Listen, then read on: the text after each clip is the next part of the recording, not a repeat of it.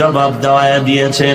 তুমি যখন জবাব দিতে গেছো, রহমতের ফেরেশতা বিদায় নিয়েছে। এই কারণে আমার মনটা বড় বেজার হয়ে গেল। আর আপনি একটার জায়গায় 13টা গালি দিচ্ছেন, লাগে না তারপরও দিচ্ছেন। ভাইরা আমার, নবীর মধ্যেই উত্তম আদর্শ, যেই আদর্শ দেখে দেখে জংলার প্রাণী পর্যন্ত পাগল হয়ে গেল। ইহুদি কুকুর কিনলো টাকা দিয়া, কুকুরের বাচ্চা কিনেছে টাকা দিয়া, উদ্দেশ্য রহমাতুল লিল আলামিনের এই কুকুরের মাধ্যমে দুনিয়া থেকে বিদায় করে দিবে। রাখে আল্লাহ, মারে কে? মারে আল্লাহ। আরো জোরে বলেন, ক্ষমতা কার? ওয়ামাকারু ওয়ামাকারাল্লাহ, ওয়ামাকারু ওয়ামাকারাল্লাহ, ওয়াল্লাহু খায়রুল মাকিরিন।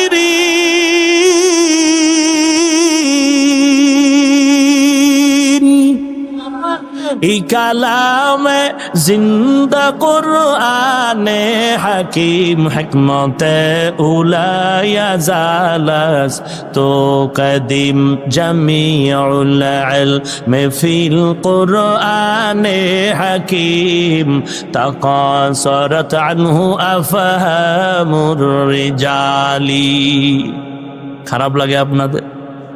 বলমনি ঘটনাটা, ইহুদি টাকা দিয়ে কুকুর কিনেছে, কুকুরের বাচ্চা। উদ্দেশ্য ভালো না খারাপ আল্লাহ জানেননি? আল্লাহ বলেন, ওরে বেঈমান, তুই যত খারাপ উদ্দেশ্য নিয়ে আগাও, আমি আল্লাহ আমার নবীরে কুদরতের হাতে আমি হেফাজত করব। হেফাজতের মালিক কে? আরো জোরে বলেন, আল্লাহ যদি হেফাজত করে, কেউ এটাকে রদ করতে পারবে না রে ভাই। আল্লাহ পাক হেফাজত করেছেন। ও নবীর উম্মতের দল, ইব্রাহিম নবীরে আগুনের মধ্যে ফেলে দিয়েছেন কেডা? নমরুদ। আল্লাহ পাকের সাহায্য এসে গেল, ইব্রাহিম নবীর কেউ নাই, তিনি একা। আগুনের মধ্যে যখন যায়, আমার আল্লাহর স্মরণ করলেন। আল্লাহ পাক আগুনের গোলাম বানায়া হুকুম দিয়া দিলেন, আগুন আমার ইব্রাহিমের একটা বিন্দু যেন ক্ষতি না হয়। পরে আগুন কি হয়ে গেল? ফুলের বাগান হয়ে গেল। কি ফুলের বাগান হইল? কথা কয় না। ফুলের বাগান হলো কি? আগুন। কে বাগান বানায় দিলেন? আল্লাহ। ওই আল্লাহ কি নাই? তাহলে কেন ভয় পাও ওরে মুসলমান? গুটি কয়েক বেঈমান আমার নবীর গালি দেয়, আল্লাহর বিরুদ্ধে কথা কয়। তুমি আমি মুসলমান কিলাকিলি না করে, দ্বন্দ্ব না করে যদি নবীর উম্মত মুসলমান এক কাতারে চলতে পারতাম, তাহলে এই বাংলাদেশে সকল অপরাধীদের ফাঁসির আগে আমার নবীর দুশ্মন কুত্তাগুলোর জবাই হয়ে যেত। তোমার ফিরে গালি দিলে খুব কলিজা ফোরায়, তোমার নেতার বিরুদ্ধে বললে কলিজা ফোরায়। অত সেই বাংলাদেশে আমার নবীরে সন্ত্রাসী বলে গালি দিল বেঈমান। আমার নবীর দাড়ি ছাগলের দাড়ির মতো তুলনা দিল বেঈমান। আজানের আওয়াজ বেশ্যার আওয়াজের মতো শোনা যায় বলল বেঈমান। কোরআন শরীফ এটা পুরান হয়ে গেছে, পাল্টানো দরকার বলল বেঈমান। এই দেশে এত মাদ্রাসা, এত মসজিদ, এত ছাত্র, এত আলেম, এত মুক্তাদি, এত মুসল্লি, এত ওয়াজ, এত মাহফিল, এত শ্রোতা, এত পীর, এত মুরিদ, এত তাবলীগ। ওরে মুসলমানের পরও সব অপরাধীদের বিচার হয়, আমার নবীর দুশ্মনের বিচার কেন হয় না? এটা আমাদের কপাল খারাপ। হিসাব দেওয়া লাগবে বেঈমানের, না তোমার আমার জবাব দিতে হবে। এরে নবীর উম্মতের দল, আজ আমার নবীর আদর্শ তোমার আমার মধ্যে নাই। মসজিদে লেখা আছে দুনিয়াবি কথা বলা হারাম, আসেনি আপনাদের মসজিদে? এরপরও বলেনি। কথা কন না কেন? যারা একটু মোটামুটি মাতবর সাইজের এরা চিল্লায় চিল্লায় কথা বলে, ইমামের ধমক দেয়, মুয়াজ্জিনের দেয়। এদের মনে অহংকার ঢুকছে, আমগো বাধা দেওয়ার কেউ নাই, যে বাধা দিবে সে মসজিদে আসা বন্ধ, ইমাম বাধা দিলে সূর্য উঠার আগেই তার ঘাটতি গো। ঠিক নি? শান্তি আইব না? এরে নবীর উম্মতের দল, রাগ করেন আপনারা? আমি কিন্তু প্রথমেই বলেছি কাউকে হিট করা নয়, কথা বলার মাকসাদ একটাই, জান্নাত চাই, জাহান্নাম থেকে বাঁচতে চাই। ভাইরা আমার, ইহুদি কুকুর কিনে বাড়ি নিয়ে আসলো, মনের মতো খানা দানা খাওয়ায় বড় বানাইলো। সংক্ষেপ 2-2.5 বছর বয়স যখন হয়ে গেল কুকুরের, বুস্তানুল আউলিয়া এবং জালালাইন তাফসীরের মধ্যে এ ঘটনা উল্লেখ আছে। এই ইহুদি কুকুরটারে খাওয়ায় পরে 2.5 বছরের কিনারায় যখন হলো, এবার ইহুদি উদ্দেশ্য খারাপ, মদিনার নবীরে বিদায় করে দিবে। আপনারা জানেন নবীজির ইন্তেকালের পরে দেহ মোবারক চুরি করার জন্য সুরঙ্গ পথ খনন করেছিল মুসলমান না ইহুদি? কথা বলেন না কেন? এরে নবীর উম্মত পারছিল, হেফাজত কে করলেন? ওয়াল্লাহু ইয়াসিমুকা মিনান নাস। ও নবী, আমি কোরআন যেমন হেফাজতের জিম্মা নিয়েছি, আপনাকেও হেফাজতের জিম্মা আমি নিয়েছি। যেদিন নবীকে বের করে নিবে, দিনের বেলায় ইহুদি কুত্তাগুলো মাথায় পাগড়ি লাগাইয়া, শরীরের মধ্যে মদিনার লম্বা পোশাক লাগাইয়া, তসবিহ হাতে নিয়া এলাকায় ঘুরে ঘুরে ঘুরে ঘুরে পানির মধ্যে দম দেয়, তাবিজ দেয়, তাবিজ দেয়। বলবেন ওদের তাবিজে কি ভালো হয়? বলে হ্যাঁ হ্যাঁ, অনেক হিন্দু ভাইজান আছে, এরা পানি ফইরা দিলে পেট ব্যথা ভালো হয়। হিন্দু কবিরাজ আছে না ভাইরা আমার? ইহুদিরা দিনের বেলা পোশাক আর পাগড়ি, রাতের বেলা গোপনে গর্ত খনন করে রসুলের দেহ মোবারক চুরি করার জন্য। যখন কিনারায় চলে আসলো, জামানার একজন বাদশাহ নুরুদ্দিন জঙ্গিকে আল্লাহ স্বপ্ন দেখায় দিল। শেষ পর্যন্ত পারে নাই। ওই দিন নুরুদ্দিন জঙ্গি সীসা ডালা প্রাচীর অঙ্কন করে রসুলের কবরের রওজার চতুর্পার্শ্বে দিয়া দেওয়াল টানায় দিল। ওই দেওয়াল ভেদ করে কিয়ামত পর্যন্ত কেউ আর ভেতরে ঢুকতে পারবে না। ভাইরা আমার, আল্লাহ রাব্বুল আলামিনের দুশমন ইহুদি কুকুর বড় হয়ে গেল। এখন নবীরে দাওয়াত দিয়া বাড়ি আনবে আর কুকুর দিয়া নবীরে বিদায় করবে। উদ্দেশ্য খারাপ নিয়ে রওনা। মদিনার নবীর দরবারে গিয়া হাজির হয়ে গেলেন। নবীর দরবারে যাইয়া বলেন, পয়গম্বর, কিছু যদি মনে না নেন, আমার বাড়ি একবেলা নাস্তার খানার আয়োজন। নবীজি চিন্তা করে গেলেন, আমি রহমাতুল লিল আলামিন, ইহুদির বাড়ি কিভাবে আমি দাওয়াতে যাই? আল্লাহ জানায় দেয়, রে পয়গম্বর, ইহুদির বাড়ির দাওয়াতে যাওয়াই হবে ইহুদির হেদায়েতের কারণ। হেদায়েতের মালিক কে? আর জোরে বলেন, মান ইয়াহদিল্লাহু ফাহুয়াল মুহতাদ ওয়া মান ইউদলিল ফালান তাজিদ লাহু ওয়ালিয়াম মুরশিদা। ভাইরা আমার, মায়ার নবী আল্লাহর অর্ডার পেয়ে দাওয়াত কবুল করেছেন। ইহুদি যে খারাপ নিয়ত করেছে, নবী জানছেন নাকি? না না, জানেন না। না জানার কারণ কি? নবী গাইবের মালিক না। গাইবের মালিক কে? এবার নবী ইহুদির দাওয়াত কবুল করলেন। ও ইহুদি ভাই, আগামী দিন তোমার বাড়িতে আমি মেহমান হয়ে আসবো। নবীজি এবার চলে আসলেন। সংক্ষেপ, ইহুদি নবীরে বারান্দায় সামনের দরজার ভেতরে বসাইয়া, এরপরে ভেতরে গিয়া ওই লালিত পালিত কুকুরের ডাক দিয়া কয়, কুকুর, বারান্দার ভেতরে এমন একজন লোক বসা আছে, তুই মালিকের গোলামি করবি। টাকা দিয়া কিনলাম আমি, আমার টাকায় বড় হয়েছ, আমার খানা খায়া বড় হয়েছ, আমার কথা মানা লাগবে, ডাইনে মামে কিছু করা যাবে না।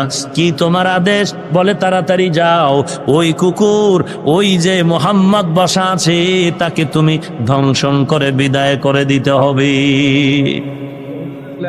রাহমাতুল্লিল আলামিনকে দাঁত দিয়ে কামড় দিয়ে বিদায় করে দিবে রে কুকুর।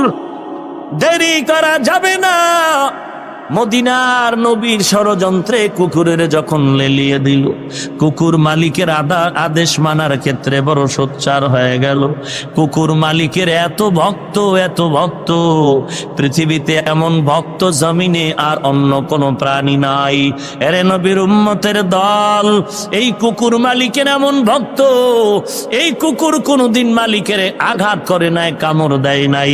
এরে নবীর উম্মতের দল, এই কুকুর মালিকের এত যে ভক্ত হয়ে গেল, আজও পর্যন্ত শুনি নাই যে কুকুর মালিকের কামড় দিয়ে মেরে ফেলেছে, এমন কোন ঘটনা জমিনের মধ্যে হয়েছে নাকি?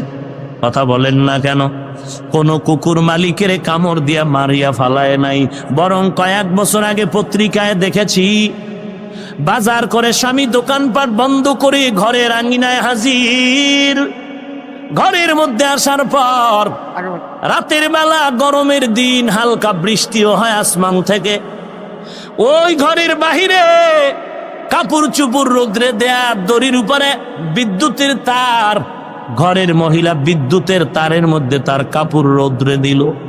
রাতের বেলা আনে নাই ভিজা। স্বামী রাতের বেলা ঘরে আসলো, স্ত্রী খানা দিল, খানা খাচ্ছে। এবার হঠাৎ খানায় দিয়া স্ত্রী চলে গেল, স্বামীরে খানায় বসায় বাহিরে কাপড় নিয়ে আসবে। কাপড় ধরে বিদ্যুতের তার থেকে যখন জোরে টান দিল, তার ছিঁড়ে গেল।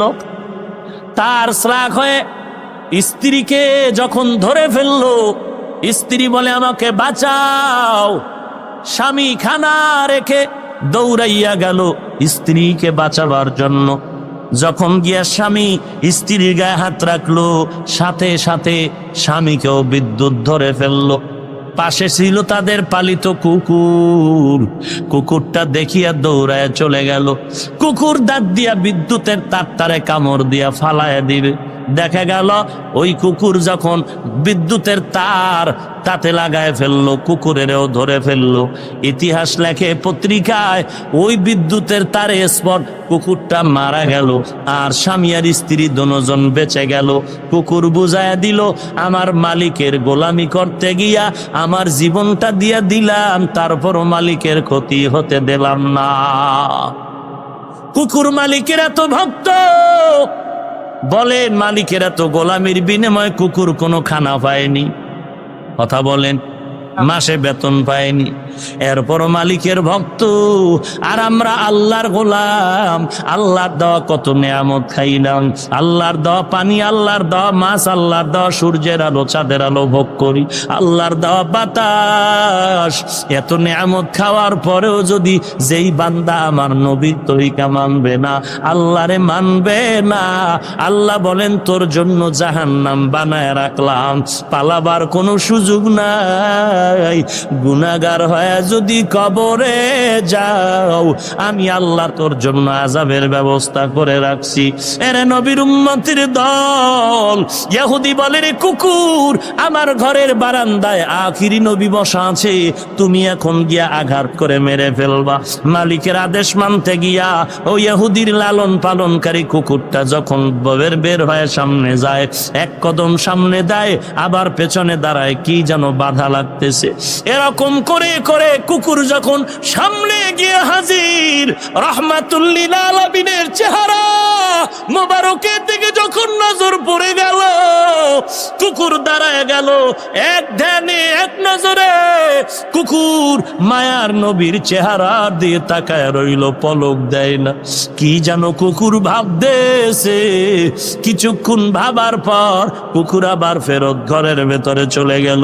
ইহুদি আবার ধমক দিয়ে কয়, কুকুর, আমার খানা খায়া তুই বড় হইলি, আমার টাকায় বড় হলি, আমার কথা মানবি না? হতে পারে না, তাড়াতাড়ি যা, আবার ওই লোকটারে কামড় দিতে হবে, ধ্বংসন করে বিদায় দিতে হবে।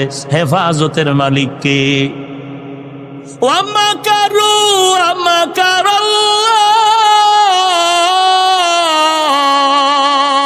ওয়াল্লাহু খায়রুল মাকিরিন।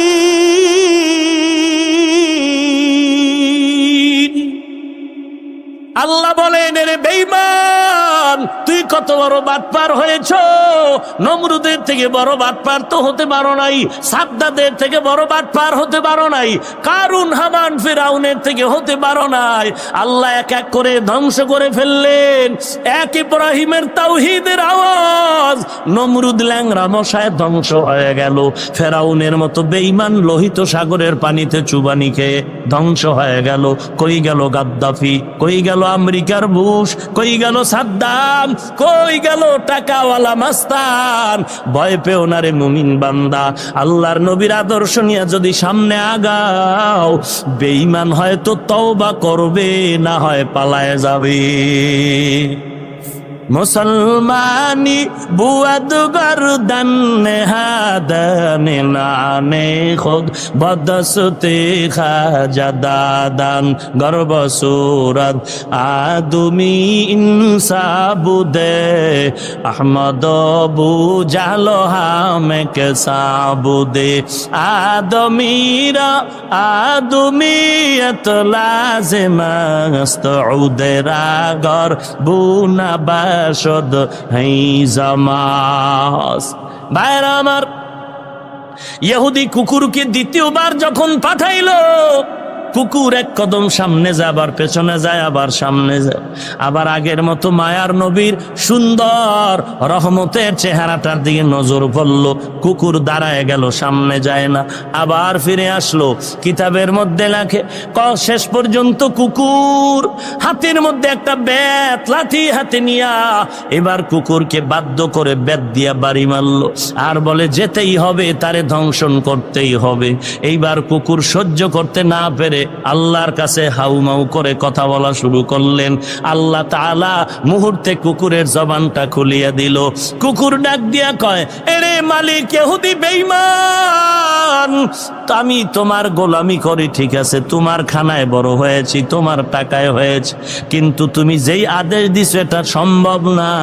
তুমি যাকে মারার কথা বলতেছো সে তো কোনোদিন মানুষের দুশমন নয়, বরং ইনি এমন একজন নবী যার কারণে আমি কুকুরও জমিনের মধ্যে আছি। ওয়ামা আরসালনাকা ইল্লা রাহমাতাল লিল আলামিন। ইমামুল আউয়ালিন আল আখিরিন বহরে সাদকা রাহমাতাল লিল আলামিন। সাইয়্যিদুল কাউনাইন খাতমুল মুরসালিন আখিরামদ বুদে ফখরুল আউয়ালিন। এরে নূরবাগে দেলপাড়ার মুসলমান, ভালো করে শুনো, হেফাজতের মালিক আল্লাহ, হেদায়েতের মালিক আমার আল্লাহ। কুকুরের কথা শুনে ইহুদির অন্তরে ভয় ঢুকে গেল। হঠাৎ করে ব্রেনটা ভিন্ন দিকে প্রবাহিত হলো, দৌড়াইয়া গিয়া রহমাতুল্লিল আলামিনের কদমে পড়ে গেল। ডাক দিয়া বলেন, ও পয়গম্বর, আমি বুঝতে পারি নাই, বেয়াদবি হয়ে গেল। একটা কুকুর যদি আপনাকে চিনতে পারে আর আমি মানুষ হয়ে যদি চিনতে না পারি, আমার মতো কপাল পোড়া কেউ নাই। আমাকে দয়া করে মাফ করে দেন, আর আমাকে কালেমার পতাকা এক মুসলমান হিসাবে কবুল করে নেন। এরে নবীর উম্মতের দল, আজকে নবী নাই, নবীর বিদায়ের হাজার হাজার বছর পরও সে নবীর আদর্শর আজকে মহব্বত। আমার নবীর আদর্শর কারণে আল্লাহ এত সম্মান দান করেছেন, মনে হয় জানো কে মনে কষ্ট আসি না রে বাবা। টুপিদারির কারণে, নামাজের কারণে, নবীর আদর্শের কারণে আমরা না খাইয়াও মরে যাই নাই। এরে নবীর উম্মত আল্লাহ এত সম্মান ইজ্জত দান করেছেন, কোটিপতিরা এত ইজ্জত সম্মান নিঃস্বার্থভাবে পায় না। এরে নবীর উম্মতের দল, ওরে পর্দার আড়ালের মা, ও যুবক বৃদ্ধ বাবাজিরা, ভালো করে শুনে নাও। আমি বলি না তুমি স্কুল ছেড়ে মাদ্রাসায় যাও, আমি বলি না তুমি চাকরি ছেড়ে দাও। স্কুলে পড়ো, কলেজে পড়ো, ভার্সিটিতে পড়ো, চাকরি করো, ব্যবসা করো, আল্লাহর নবীর আদর্শের মালাটা গলায় লাগাও। তোমার মতো যুবক স্কুল কলেজে পড়ে এক ওয়াক্ত নামাজও বাদ দেয় না, তুমি কেন পারবা না? কোনো জবাব নাই, ফাইনাল জবাব তোমার কপাল পুড়ে গেছে। তওবা না করা পর্যন্ত পোড়া কপালে জোড়া লাগবে না। তোমার মতো যুবক র্যাব আর্মি পুলিশ বিডিআর এক ওয়াক্ত নামাজ বাদ দেয় না, মিথ্যা বলবা না, সত্য বলো, আছে না নাই? তোমার মতো যুবক স্কুল কলেজে পড়ে, কৃষি কাজ করে, ড্রাইভারি করে, শ্রমিকের কাজ করে, নামাজ ছাড়ে না। তোমার মতো যুবক আজকে চাকরি করে, কোটি টাকার ব্যবসা করে, একটা টাকাও হারাম খায় না। আর তোমার হারামের টাকা ছাড়া সংসার চলে না, দোকান চলে না। ওরে আল্লাহর বান্দা, কি হিসাব দিবা? আজকে দেখো তো আমরা হারামের পথেও গেলাম না, বরং তোমার পায়ে ধরে ধরে ধরে ধরে বুঝাইতে চাই। ওরে নবীর উম্মতের দল, ও পর্দার আড়ালের মা, আমিও সন্তান, আপনাকেও আল্লাহ সন্তান দান করেছেন। হাফেজে কোরআনের মাও মা, আপনারাও মা, আলেমের মাও মা, আপনারাও মা, একজন ইমামের মাও মা, আপনিও একজন মা। ওরে মা, মনটা কি চায় না একজন কোরআনওয়ালার মা হয়ে কবরে যাবেন? অনেকে মনে করে মাদ্রাসায় বুঝি ফকিন্নির ছেলে মেয়ে গরিবরা পড়বে, আর কেউ না। ওরে আল্লাহর বান্দা, খোঁজ নাও, ডিসি এসপি আইজির ছেলে কোরআনের হাফেজ, র্যাব আর্মি পুলিশের সন্তান কোরআনের হাফেজ। কি ব্যাপার? বলে আমার টাকার অভাব নাই, অভাব হলো পরকালের কোরআনের তেলাওয়াতে। আমার বাবায় মারা গেল, আমি কোরআন শরীফ বাবার কবরের সামনে দাঁড়ায়া পড়তে পারলাম না। বাইরের আলেম দাওয়াত দিয়া জানাজা পড়াইলাম, বাহিরের ছাত্র ধার করে করে কবরে দোয়া পড়াইলাম। আমি যদি কোরআন পড়া জানতাম, আমি বাবার কবরের কিনারায় কোরআন পড়তাম। সবাই দোয়া করে গেল, কারো চোখে পানি নাই, আর আমার সন্তানের চোখের পানি এখনো শুকায় না। অতএব আমি নিয়ত করেছি, আমার কামাই করা টাকা পয়সা 100 বছর সন্তান খেলেও শেষ হবে না। অতএব আমার সন্তানের ডিগ্রি আর 5 লাখ টাকার বেতন লাগবে না। আমার সন্তান আমার কামাই করা টাকা পয়সা ভোগ করবে, আর আমি সন্তানের কোরআনওয়ালা বানায় দিলের তামান্না। আমার ইন্তেকালের পর আমার সন্তান জানাজার ইমামতি করবে, আর ওই কবরের পাশে গিয়ে আমার সন্তান কোরআন পড়ে পড়ে দোয়া করবে। এরে পর্দার আড়ালের মা, খাজা মঈনুদ্দিনের মা, ও মা, তুমিও মা। যে খাজা মঈনুদ্দিন অন্তর দিয়া আল্লাহর কাছে এত দামি হয়ে গেল, 96 লক্ষ অথবা 90 লক্ষ বিধর্মী খাজা মঈনুদ্দিনের হাতে কালেমা পড়ে মুসলমান হলো। মা ডাক দিয়া কয়, রে মঈনুদ্দিন, এই গর্ব তোমার কিছু না, আমি মায়ের কৃতিত্ব, মায়ের সুসংবাদ, মায়ের ত্যাগের বিনিময়। মঈনুদ্দিন বলে, মা তুমি কি ত্যাগ স্বীকার করেছো? মা ডেকে বলে, রে মঈনুদ্দিন, দুনিয়াতে তুই আমার গর্বে আসার পর আমি মা এক রাত্র ঘুমাই নাই, নামাজের মুসাল্লায় রাতে কান্না করেছি আর দোয়া করেছি, আল্লাহ আমার সন্তানের তোমার খাস বান্দা বানায় দাও। দুনিয়াতে আসার পর তুই আমার বুকের দুগ্ধ যতদিন পান করেছো রে বাবা, একটা ফোঁটা দুধ তোর মুখে বিনা অজুতে দেই না। ওরে আম্মা জান, সেই হলো খাজা মঈনুদ্দিন। আর মা, তুমি বাচ্চা গর্ভে নিয়ে সিনেমা হলে টিভির চ্যানেলে দৌড়াও, তোমার সন্তান আনোয়ার সাথে হবে না, তোমার সন্তানের আদর্শ দিয়া মানুষ শান্তি পাবে না। ওরে পর্দার আড়ালের মা, এ যুবক, মন্ত্রে বেজার করবি না। যদি বলো পায়ে হাত দিলে মানবি, আমি পায়ে হাত রেখেও বলতে রাজি বাবা। নবীর আদর্শের মালাটা গলায় লাগায় দাও, জীবনটা কিন্তু আর বেশি দিন বাকি নাই। একটু চোখ বন্ধ করে দেখ, খেলার মাঠের কত বন্ধুরা আজকে কবরে চলে গেল, লেখাপড়ার টেবিলের কত বন্ধুরা কবরে চলে গেল। এরে নবীর উম্মত, অনুনয় বিনয়ের সাথে বলছি, রে যুবক, আজকে তোর চরিত্র এত খারাপ হয়ে গেল, আল্লাহর দেওয়া আরামের রাতের ঘুমটারেও নষ্ট করলি গজবের মোবাইলের কারণে। তোর চরিত্রের গ্যারান্টি নাই মোবাইলের কারণে, তোর লেখাপড়া ধ্বংস করলি মোবাইলের কারণে। নকল ছাড়া তুই পাস করো না, তুই তো মনে করছো তুই নাম্বার পাইছো 80। আমি ফাইনাল ঘোষণা দিলাম, তুই বিদ্যাচোর, বিদ্যাচোর, বিদ্যাচোর। বিদ্যা চুরি কইরা যারা লেখাপড়া করবি আর চেয়ারে বসবি, চেয়ারে বৈশা করবি জনগণের টাকা চুরি। বিদ্যা চুরি করছো, এর অভিশাপ, অভিশাপ। এর যুবক, আল্লাহর মুহাব্বত নিয়ে বলছি, জাহান্নামের পথে আগায় না রে যুবক। তোর চরিত্র দেখে এলাকার মানুষ তোরে গালি দেবে দূরের কথা, তোর কপাল এত খারাপ, তোর মা পর্যন্ত তোরে ধিক্কার জানায়, তোর বাবায় তোরে ঘৃণা করে। এবার তুই চিন্তা কর তোর কপালটা কত বড় খারাপ যে তোর মা তোরে বরদোয়া দেয়, তোর চরিত্র এত খারাপ, তোর বাবা তোরে ঘৃণা করে। মাঝে মাঝে ইমাম সাহেবের কয়, হুজুর ছেলেটার জ্বালা যন্ত্রণা সহ্য করতে পারি না, একটু দোয়া করেন আল্লাহ যেন হেদায়েত দেয়, না হয় যেন ছেলেটারে ধ্বংস করে দেয়। বাবায় যদি তোর মতো ছেলের ধ্বংসের দোয়া চাই ইমামের কাছে, তোর গলায় দড়ি দেওয়া ছাড়া আর বেহায়া হইলে তুই চলবি, বেলাজা হইলে তুই বুক ফুলায় রাস্তায় হাঁটবি। তোর কপাল এত খারাপ যে মা বাবার দোয়া পর্যন্ত তোর কপালে নাই। তোর মায়ের সাথে তুই বেয়াদবি করেছো, মাঝখানে এই ভেজাল লাগাইছে এই মোবাইল, মোবাইলের কারণে তুই মায়েরে গালি দিয়েছো, বাবারে গালি দিয়েছো, ভাইরে গালি দিয়েছো। লেখাপড়া ঠিক মতো করলি না রে বাবা। হেদায়েতের মালিক আল্লাহ, ইজ্জতের মালিক আল্লাহ। সবার কপালে হেদায়েত আসবে না, সবাই জান্নাত পাবে না। আল্লাহ যাকে কবুল করবেন সে হেদায়েতের দরজায় ফিরে আসবে। এরে যুবক, আজকে তোমার পায়ে ধরে ধরে বলি, এরপরও তুমি রাজি হও না। অথচ আমাদের তো পাও ধরা না। কত কষ্টের জিন্দেগি, কত গালাগালি, মাদ্রাসায় পড়ার কারণে কত গালি, টুপির কারণে গালি, লম্বা জামার কারণে গালি। এত গালির পরেও বাবা টুপি ফালাই না, নামাজ ফাঁদ দেই না, বেপরদায় চলি না। ব্যাপারটা কি? টুপির কারণে, দাড়ির কারণে বুঝি সরকার আমাদের বেতন দেয়? না রে বাবা না। এরপরেও কেন এত কষ্টের বিনিময়ে আমরা নবীর তরিকা ছাড়লাম না রে বাবা?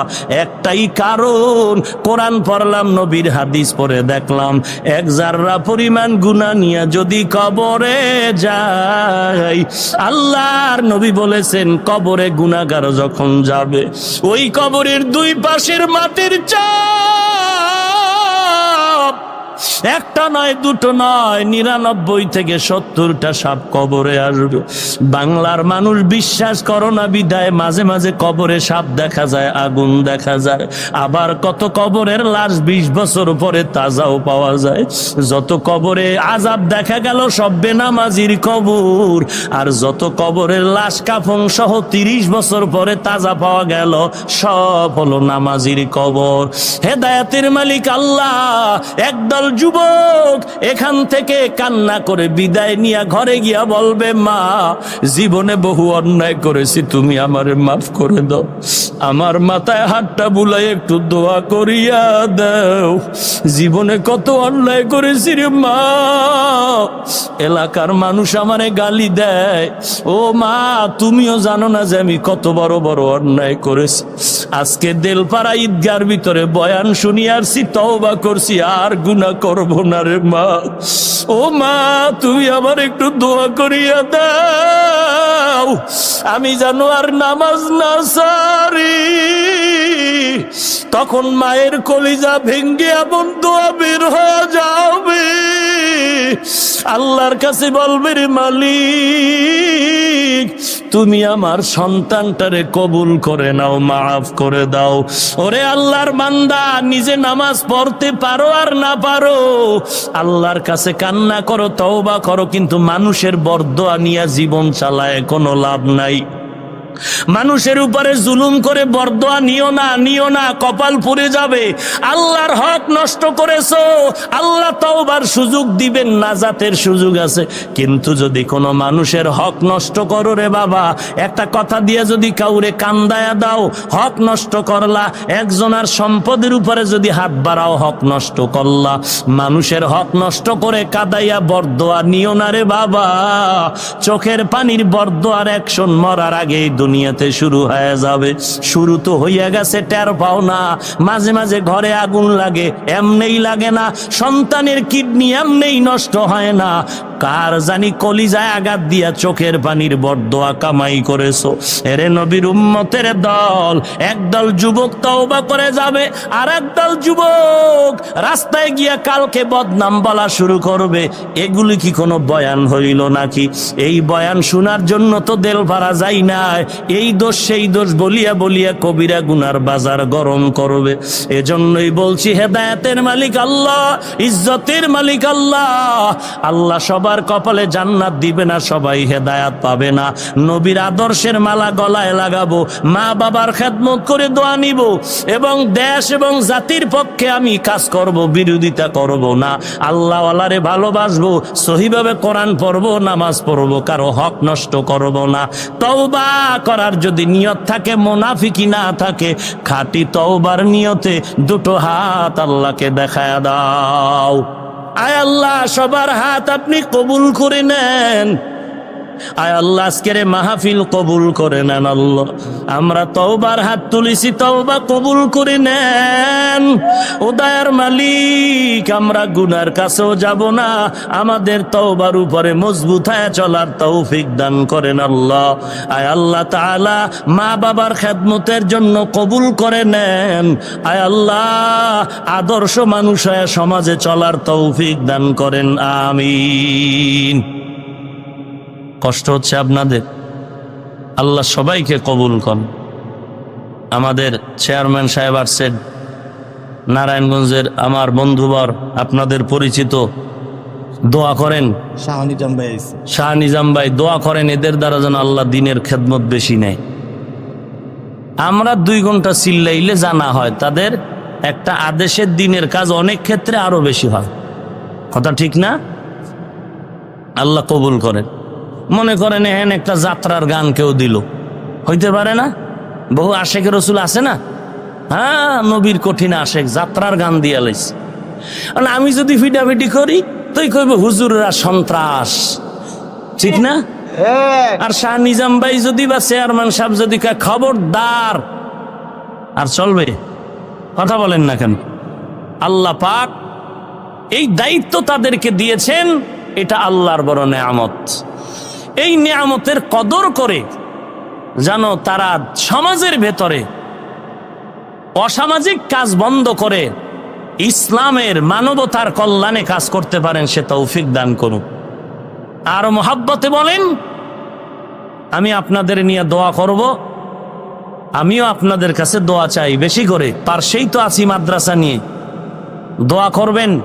বিভিন্ন হিংস্র আক্রমণ আছে না নাই? আল্লাহ যেন হেফাজত করেন। কিছু বলবেন? না, বলবেন। এমপি মহোদয় প্রধান মেহমান ছিলেন, বিদেশে বোধহয় না, আজকে আসছেন, অসুস্থ, দোয়া চেয়েছেন, আমরা দোয়া করি। আমি তো প্রত্যেক মোনাজাতে প্রশাসনের জন্য, রাজনীতিবিদ সবার জন্য দোয়া করি, আল্লাহ সবাইকে আল্লাহর অলি বানায় দেন।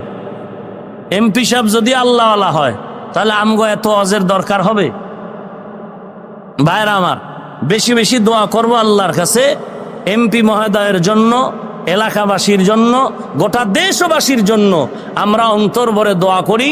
আল্লাহ পাক আমাদের সবাইকে দ্বীনের খাদেম হিসাবে এই দ্বীনের খেদমতের জন্য কাজ করার তৌফিক দান করেন। এলাকার যুব সমাজকে বলছি, সমস্ত চরিত্র বিধ্বংসী কাজ থেকে যেন আমরা হেফাজতের সাথে নিজেকে কন্ট্রোল করে আদর্শ সমাজ উপহার দিতে পারি। আল্লাহ তৌফিক দান করুন, বলেন আমিন। আলহামদুলিল্লাহি রাব্বিল আলামিন, ওয়াসসালাতু ওয়াসসালামু আলা সাইয়্যিদিল আমবিয়া ওয়াল মুরসালিন ওয়া আলা আলিহি ওয়া আসহাবিহি আজমাইন।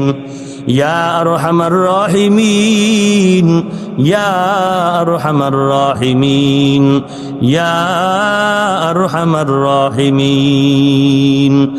রব্বিরহামহুমা কামা রব্বায়ানি সগীরা, রব্বিরহামহুমা কামা রব্বায়ানি সগীরা।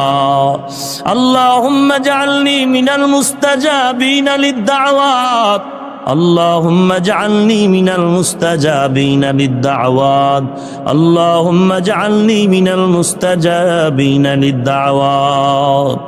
ও দয়ার মালিক, গুনাহের বোঝা মাথায় নিয়ে আমরা আপনার দরওয়াজায় হাজির হয়ে গেলাম।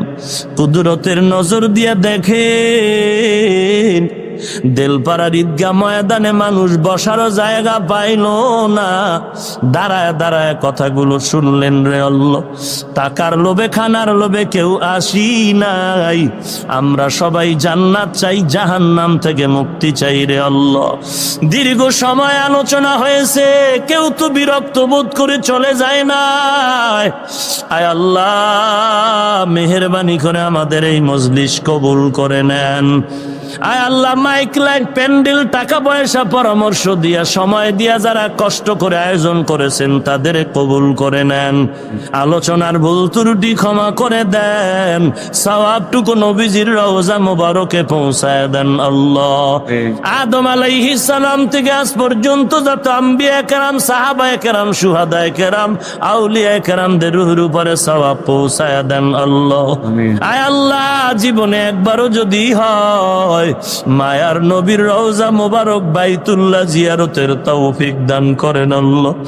আমরা যারা গিয়েছি বারবার যাওয়ার তৌফিক দান করেন আল্লাহ। ও দয়ার মালিক, নবীজির সুন্নতের আমলওয়ালা জিন্দেগি দান করেন আল্লাহ। গুনাহের প্রতি ঘৃণা জমায়া দেন, বেশি বেশি নেক আমল করার তৌফিক দান করেন আল্লাহ। এলাকার ঘরে ঘরে শান্তি দান করেন আল্লাহ। আয় আল্লাহ, সবার সিনায় হেদায়েতের বাতি জ্বালায়া দেন আল্লাহ। ওলামায়ে কেরামরা হাত তুলেছেন, কলিজার টুকরা যুবক, সাদা দাড়িওয়ালা মুরব্বী হাজী সাহেবরা হাত তুলেছেন, পর্দার আড়ালের মা বোনেরা, সবার আমিন মোনাজাত কবুল করে নেন। আয় আল্লাহ, মা বোনদের আবেদা পর্দানিশী বানায়া দেন, ছেলে সন্তান নেককার দিনদার বানায়া দেন, প্রত্যেকটা যুবককে আদর্শ যুবক বানায়া দেন। আয় আল্লাহ, সমাজ বিধ্বংসী, চরিত্র বিধ্বংসী কাজ থেকে যুব সমাজকে হেফাজত করেন আল্লাহ। আয় আল্লাহ, মা বাবা সন্তানের মাঝে, ওস্তাদ ছাত্রের মাঝে, স্বামী আর স্ত্রীর মাঝে, আলেম আওয়ামের মাঝে মিল মোহাব্বত বাড়ায়া দেন আল্লাহ। আয় আল্লাহ, কোরআন ও হাদিসের ইলমের নূর দিয়া সিনাটা ভরপুর করে দেন। ও দয়ার মালিক, কারো হাত খালি ফেরত দিয়েন না রে আল্লাহ। সমস্ত মাদ্রাসা মসজিদ কবুল করে নেন, মাদ্রাসা মসজিদের খেদমতে যারা আছেন সবাইকে কবুল করে নেন। সমস্ত শিক্ষা প্রতিষ্ঠান নবীর আদর্শওয়ালা বানায় দেন। আয় আল্লাহ, মেহেরবানি করে দিনের কাজ করার তৌফিক দান করেন, সারা দুনিয়ায় শান্তি দান করেন, বেঈমানের হাত থেকে মুসলমানের ঈমান আমল হেফাজত করেন আল্লাহ। বাংলাদেশ শান্তির দেশ বানায় দেন, ইসলামের জন্য দেশ রক্ষায় যারা জীবন দিল তাদের মাফ করে দেন আল্লাহ। এখনো যারা চেষ্টা করে কবুল করে নেন। আয় আল্লাহ, প্রশাসনিকভাবে যারা কাজ করে, জনপ্রতিনিধির দায়িত্ব যারা আছে, এলাকার ব্যবসায়ী, শ্রমিক, চাকরিজীবী, গোটা দেশের নাগরিক সহ রাজনীতিবিদ যারা, সবাইকে আপনি দিনদার বানায় দেন আল্লাহ। পরস্পরে মিল মোহাব্বত বাড়ায় দেন, অভাবীদের অভাব দূর করে দেন, ঋণগ্রস্ত ঋণ আদায়ের ব্যবস্থা করে দেন আল্লাহ। আয় আল্লাহ, ইসলামের ব্যানার টানায় যারা মানুষের ধোঁকা দেয় তাদের থেকে আমাদের হেফাজত করেন আল্লাহ। দুশমন জালেম মুনাফিক থেকে হেফাজত করেন আল্লাহ। 5 ওয়াক্ত নামাজি বানায় দেন, সহিভাবে কোরআন পড়ার তৌফিক দান করেন, খাঁটি ওলিদের বন্ধু বানায় দেন। আয় আল্লাহ, ইসলামের নামে ভণ্ড থেকে আমাদের হেফাজত করেন আল্লাহ। আয় আল্লাহ, মা বাবার খেদমতের জন্য কবুল করে নেন। আয় আল্লাহ, আমরা যারা হাত তুলেছি অনেকের মা নাই, বাবা নাই, অন্ধকার কবর থেকে দোয়ার অপেক্ষায় রে সন্তান, সাদা কাপড়ের প্যাকেট বানায়া কবরে রাখছো। ওই মা বাবার কবরে বৃষ্টির পানি যায়, ফিরাবার কেউ নাই। ওরে সন্তান, ওই মা বাবার চেহারাটাও কি মনে পড়ে না? ওই মা বাবার জন্য কি মায়া হবে না? ও আল্লাহ, কুদরতের নজর দিয়ে দেখেন এই ময়দানে কারাইয়া